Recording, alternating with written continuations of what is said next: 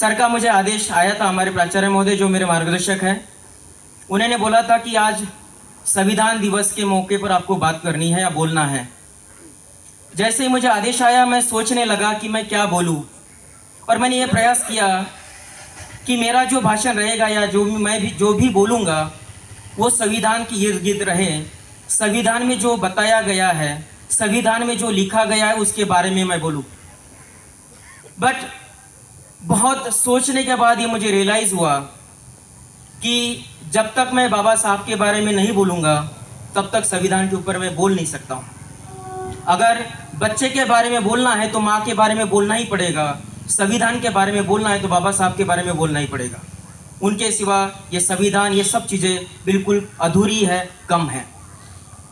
इसलिए मैंने ये सोच के एक विषय, सर को भी मैंने पूछा था कि क्या विषय रहना चाहिए, इसलिए मैंने खुद से एक विषय चुना है, क्योंकि एक विषय होने से आपको बोलना आसान होता है, आपके विचार में स्पष्टता आती है, क्लैरिटी आती है। तो मैंने एक आज का विषय जो है बाबा साहब का संविधान निर्माण में योगदान और हम सब की जिम्मेदारियाँ, क्योंकि इस जिम्मेदारी को समझना बहुत ज़रूरी है। बहुत बार हम बहुत सारी चीज़ों को ये समझ के चले जाते हैं कि किसी दूसरे की जिम्मेदारी है, जबकि बहुत कुछ हमारी जिम्मेदारी होती है और हम किसी के कंधे पर डाल के चले जाते हैं। जब मैं बाबा साहब के संविधान निर्माण के योगदान की बात कर रहा हूँ तो मेरा ये दायित्व बनता है कि मैं आपको ये ज़रूर इससे अवगत कराऊँ कि संविधान कैसे बनाया गया। आप मेरे से ज्ञानी हैं, आप सब लोग जानते हैं कि संविधान कैसे बनाया गया। संविधान सभा थी जिसमें 299 पीपल्स जो थे they were elected from the provisional councils, जो अलग अलग भारत की जो प्रोविजनल काउंसिल्स थे वहाँ से वो इलेक्टेड थे। In fact they were elected indirectly, वो लोगों के द्वारा इलेक्टेड नहीं थे। उन सब लोगों का काम क्या था, अगर आप पढ़ोगे तो आपको ये पता चलेगा। उनका मेनली एक काम था कि भारत के लिए संविधान बनाएं।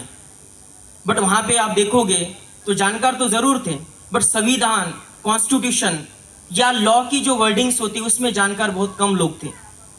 इसलिए संविधान सभा ने अपना काम और आसान करने के लिए, इनफैक्ट मैं ये बोलूँ कि उसको और प्रिसाइज करने के लिए, और उसमें टोटल और सब कमिटी जो है 22 सब कमिटीज़ को फॉर्म किया। उसमें बहुत सारी कमिटीज़ थी। कमिटी ऑन फंडामेंटल राइट्स थी, committee on how to deal with the states and the central governments थी, कमिटी ऑन द लैंग्वेजेस थी, कमिटी ऑन द माइनॉरिटीज़ थी, बहुत सारे अलग अलग कमिटीज़ थी। इन सब में जो 22 कमिटियाँ थी या समितियाँ थी, उन सब में जो सबसे इम्पोर्टेंट कमिटी थी वो थी हमारी ड्राफ्टिंग कमिटी। और obviously the most suitable, the most intellectual person in the constituent assembly was doctor B R Ambedkar. और उनको उस कमिटी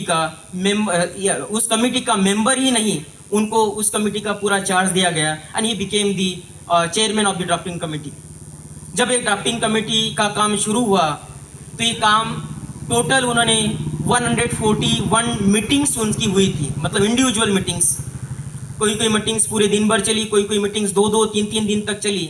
ऐसी टोटल 141 मीटिंग्स हुई। इसका पूरा अगर आप काम देखो 2 साल 11 महीने और 18 दिन तक ये काम चला। और आपको ये जान के और हैरानी होगी कि बाबा साहब ने जो संविधान लिखा उसको लिखने के लिए दुनिया भर के 60 संविधानों को पढ़ा। ये मिनिमम नंबर बता रहा हूँ, एग्जैक्ट नंबर मेरे पास भी नहीं है। It was the minimum number. He red around 60 constitution of the world. मैं इस विश्वास के साथ आपको बोल सकता हूँ कि यहाँ हम 100 आसपास लोग बैठे हुए हैं, जिस देश में हम रहते हैं, जिस संविधान से हमें अधिकार मिले हैं, जिस संविधान से पूरी इंडिया चलता है, यहाँ की इंस्टीट्यूशन चलते हैं, मुझे डाउट है कि बहुत कम लोगों ने हमारी इंडिया का संविधान पढ़ा होगा पूरा कंप्लीटली।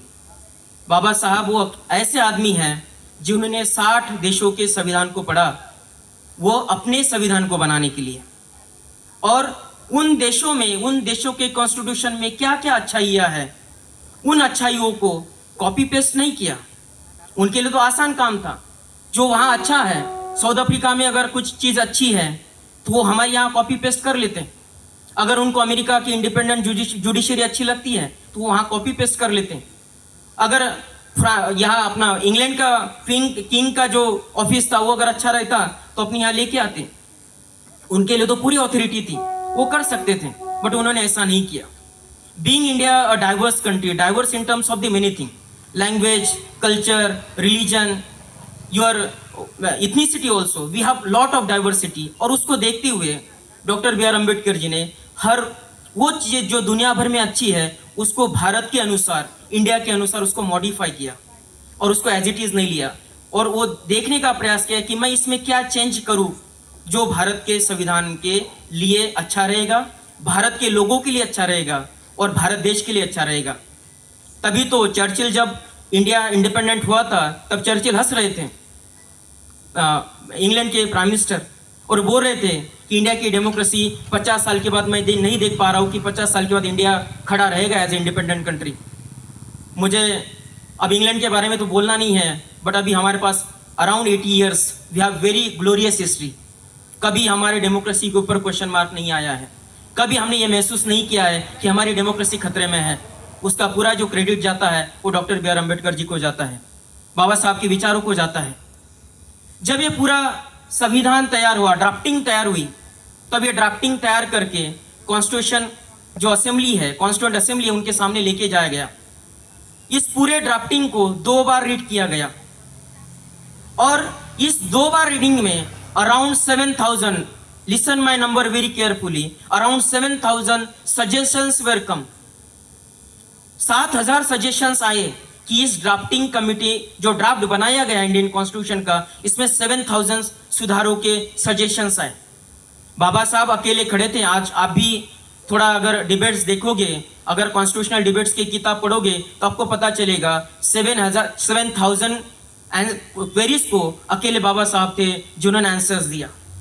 इन सभी 7,000 को क्लब करके अराउंड 3,500 अमेंडमेंट अकेले हमारे ड्राफ्टिंग में हुए हैं, जो ड्राफ्ट हुआ था कॉन्स्टिट्यूशन, और फाइनली रेडी होके जो आया है आज के पवित्र दिन 26 नवंबर 1949 को अपना कॉन्स्टिट्यूशन रेडी हो गया, that we adopted and enacted.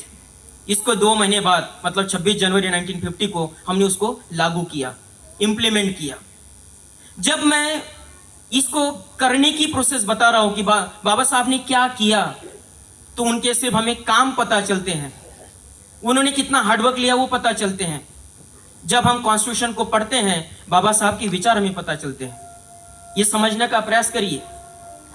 हम बहुत बार स्ट्रगल के बारे में, बाबा साहब के स्ट्रगल के बारे में सुनते हैं कि बाबा साहब के लाइफ में कितना स्ट्रगल रहा है, वो कितना काम करते थे, बट इतना ही सफिशिएंट नहीं है। बाबा साहब के अगर विचारों को हमें समझना है तो हमें कॉन्स्टिट्यूशन पढ़ना पड़ेगा। कॉन्स्टिट्यूशन पढ़ने से हमें समझ में आता है कि बाबा साहब की विजन क्या थी, बाबा साहब क्या करना चाहते थे, किसके लिए करना चाहते थे। अगर आप कॉन्स्टिट्यूशन जब शुरू होती है, पार्ट 1 पार्ट 2 छोड़ दीजिए, पार्ट 3 पर आइए, आर्टिकल 12 to 35, उसमें 12-13 को भी छोड़ दीजिए, 14 से शुरू करिए। 14 to 18 अगर आप देखोगे तो ये इक्वालिटी के राइट्स देते हैं। इक्वालिटी किसी पर्टिकुलर रिलीजन के लिए नहीं है, किसी पर्टिकुलर जाति के लिए नहीं है, किसी पर्टिकुलर जेंडर के लिए भी नहीं है।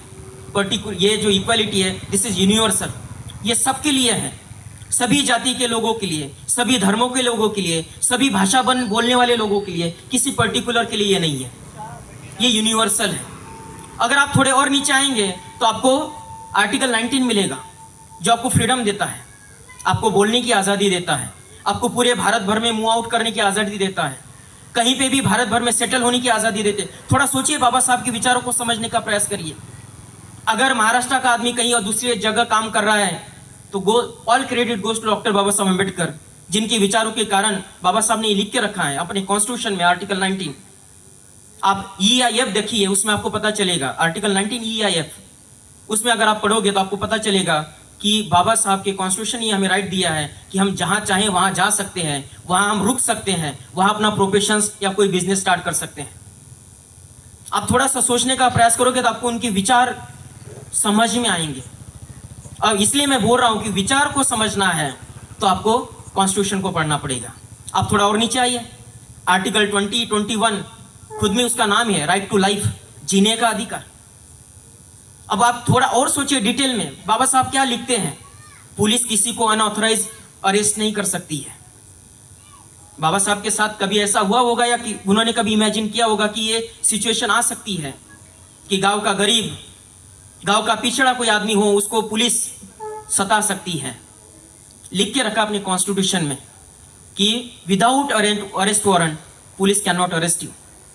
अगर आपको अरेस्ट किया गया है, आपके पास पुलिस ने अगर वैलिड अरेस्ट वारंट लाया है, वो कर सकते हैं, but with in 24 hours you should be produce before the magistrate. 24 घंटे के अंदर आपको कोर्ट में लेके जाना पड़ेगा। ये भी अपने कॉन्स्टिट्यूशन में लिखा है। आपको लॉयर हायर करने की जो जिम्मेदारी है, अगर आप गरीब हैं, आप लॉयर को हायर नहीं कर सकते हैं, तो गवर्नमेंट की जिम्मेदारी, गवर्नमेंट के ऊपर एक जिम्मेदारी दी है। किसी गरीब को आपने अगर अरेस्ट किया है तो गवर्नमेंट फ्री ऑफ कॉस्ट उनको काउंसलर प्रोवाइड करेगा। अब थोड़ा सोचिए कितना डिटेल डाउन टू अर्थ ये चल रहा है। जब ये पार्ट 3 ऐड हुआ था तब बाबा साहब की वर्डिंग है, I have added soul and heart into the constitution. मैंने जान और आत्मा डाली है। थोड़ा सोचिए क्या बोल रहे हैं, मैंने जान और आत्मा डाली है। कहाँ? कॉन्स्टिट्यूशन में। आर्टिकल 32 देखिए वो क्या बोलता है, उसका नाम ही है राइट टू कॉन्स्टिट्यूशनल रेमेडीज। अगर कोई कॉन्स्टिट्यूशन को फॉलो नहीं करता है तो उसके अगेंस्ट में भी आपको राइट दिया गया है। और जब ये आर्टिकल 32 डाला गया तो बाबा साहब बोलते हैं, मैंने उस आत्मा में भी जीव डाला है। I have put life into the soul. अब उनके विचारों को समझना है। मैं बार बार बोल रहा हूं, हमें कॉन्स्टिट्यूशन पढ़ना पड़ेगा। जब हम फंडामेंटल राइट्स को पढ़ते हैं तो बाबा साहब के व्यक्तिगत जीवन में जो जो कठिनाई आई है, जो जो समस्याएं उन्होंने फेस की है, जिस प्रकार का संघर्ष उनका जीवन में रहा है, वो सभी उनके आर्टिकल्स में लिखते हुए मिलते हैं। और वो चाहते हैं कि जो मैंने सहा है वो आने वाली मेरी जनरेशन जो है वो नहीं सहे। वो जनरेशन की बात कर रहे हैं, किसी कास्ट कम्युनिटी की नहीं कर रहे हैं, वो कोई भी हो सकता है। सबके लिए अधिकार दिए है। इसलिए मैं बोल रहा हूँ constitution is universal and all provisions made in the constitution they are universal. ये कोई पर्टिकुलर क्लास रिलीजन के लिए नहीं है।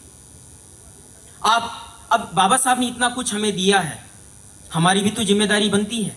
बाबा साहब क्या बोलते हैं, जो मैंने इतना किया है बड़े मेहनत के साथ मुझे करना पड़ा है। अब हम सब की जिम्मेदारी, इंक्लूडिंग मी, हम सब लोग की जिम्मेदारी है बाबा साहब के विचारों को हम आगे लेके चलें। हम जब बहुत बार मैं देखता हूँ और आपके भी एक्सपीरियंसेस जब है, जब हमारी हक की बात आती है तो हम बाबा साहब के कॉन्स्टिट्यूशन को हाथ में लेके चलते हैं कि हमारी हक है, कॉन्स्टिट्यूशन ने दिए हैं।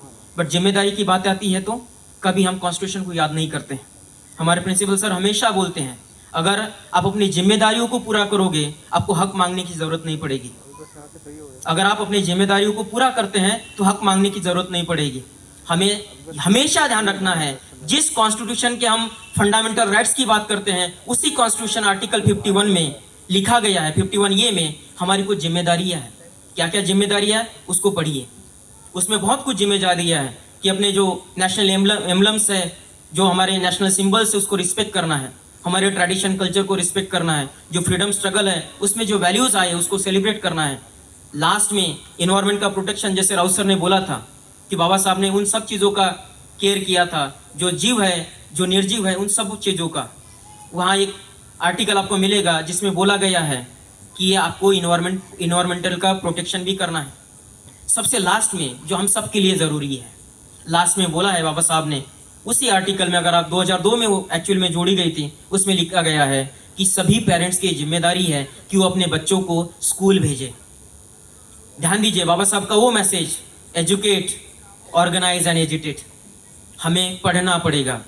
जब हम किसी बच्चों को स्कूल भेजते हैं तो हम उस बच्चे को अपने जीवन को समझने का जरिया देते हैं, उसको एक विजन देते हैं, अपने आसपास को समझने का मौका देते हैं। और अगर कोई बच्चा स्कूल नहीं जाता है तो उसको हम जीवन जीने का मौका हम नकारते हैं।